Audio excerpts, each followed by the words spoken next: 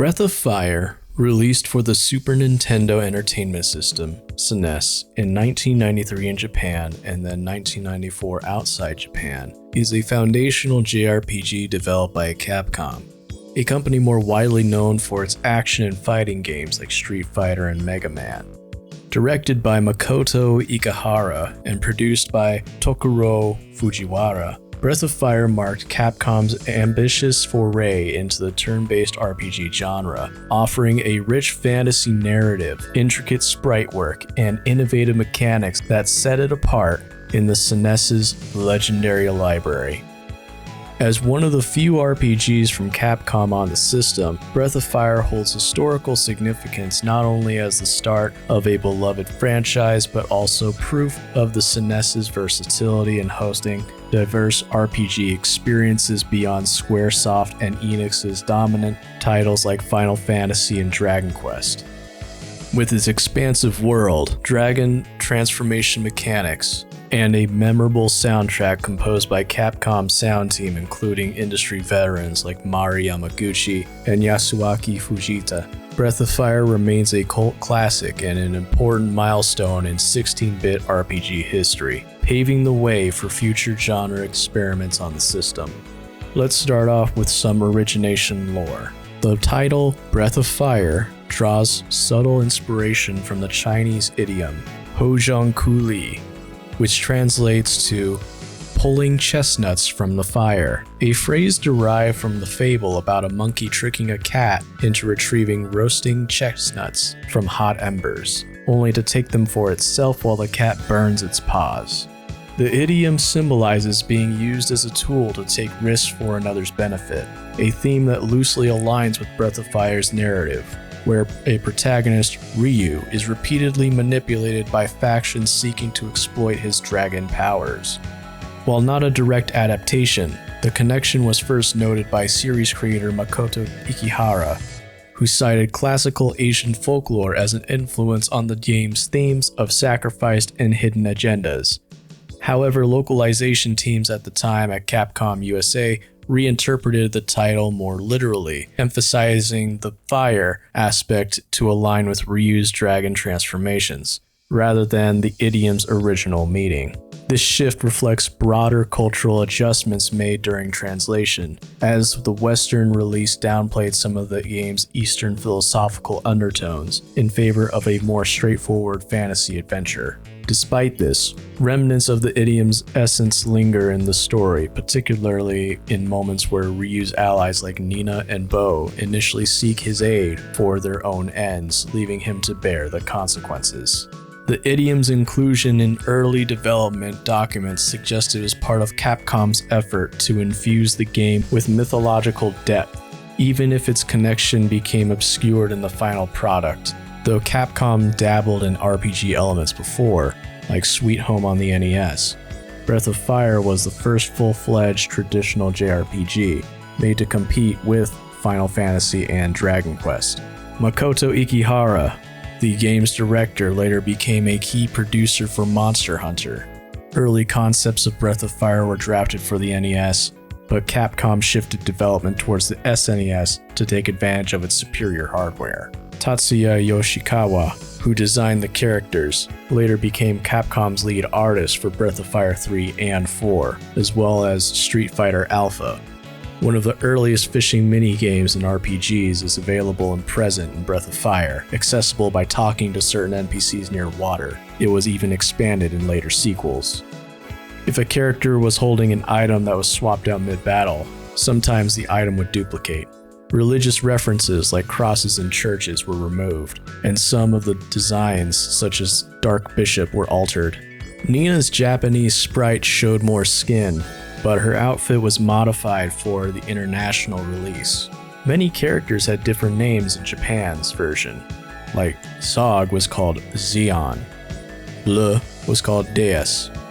Enemy stats were tweaked for the international version, making the localized one for NA slightly more difficult.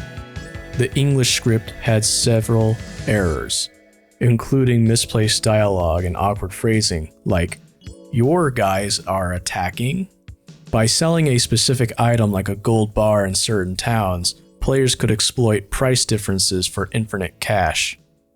Speaking of interesting bugs, Karn's fusion ability in Breath of Fire was one of the game's most innovative yet technically flawed mechanics, allowing him to merge with certain party members, Bleu, Gobi, or Ox, to create powerful hybrid forms, each with unique stats and abilities. However, due to programming oversights, the fusion system was notoriously bugged, leading to unpredictable gameplay behavior. One major issue was stat miscalculations.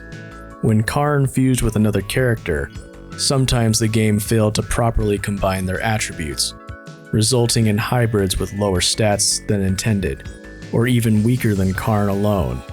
In some cases, fused characters would lose their equipped weapons or armor, leaving them vulnerable in battle.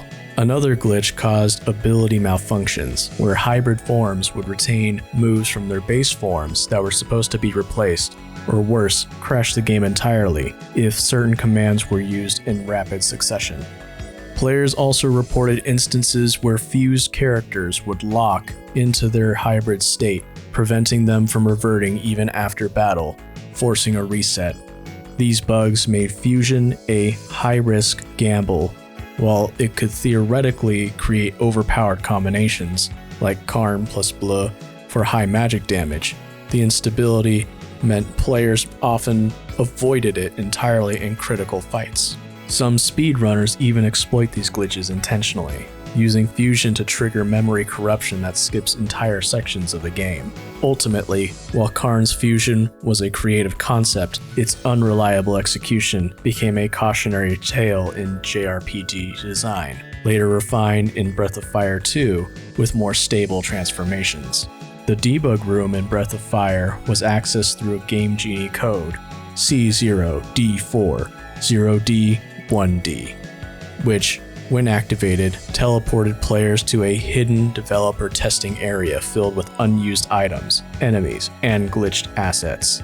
This room was never meant to be seen by players and contained remnants of cut content, including unobtainable weapons, placeholder NPCs, incomplete enemy sprites, offering a fascinating glimpse into the game's development. Players who stumbled upon it or learned of the code through early gaming magazines and word of mouth could exploit it to acquire overpowered gear prematurely, such as the Dragon Sword or Aegis Shield, effectively breaking the game's balance. Some even encountered corrupted data, like enemies with mismatched abilities, or dialogue boxes displaying garbled text, suggesting the room was scrubbed in late production.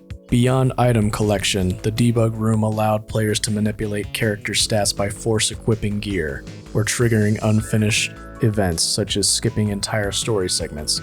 Speedrunners later used it to bypass lengthy dungeons, or activate impossible party configurations, like having two versions of the same character.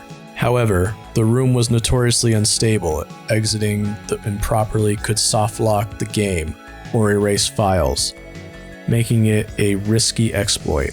Despite its hazard, the debug room eventually became a cult curiosity, emblematic of the SNES's hidden technical quirks and the burgeoning culture of game hacking. Its existence hints at Capcom's rushed development cycle, where debugging tools were left partially accessible in the final cartridge, a relic of 90s game design that modern patches would have erased. Data miners examining Breath of Fire's ROM have uncovered remnants of cut dragon transformations, including an eerie dark dragon form that fully coded but never implemented in the final game. This shadowy variant, believed to be a corrupted or evil counterpart to reused usual transformations, featured unique sprite work and potentially higher attack power at the cost of HP drain, a concept later revisited in Breath of Fire 3's Kaiser form. Additionally, unused battle animations suggest that other elemental dragons, possibly earth or wind-based, were planned but eventually scrapped, likely due to memory constraints or time limitations.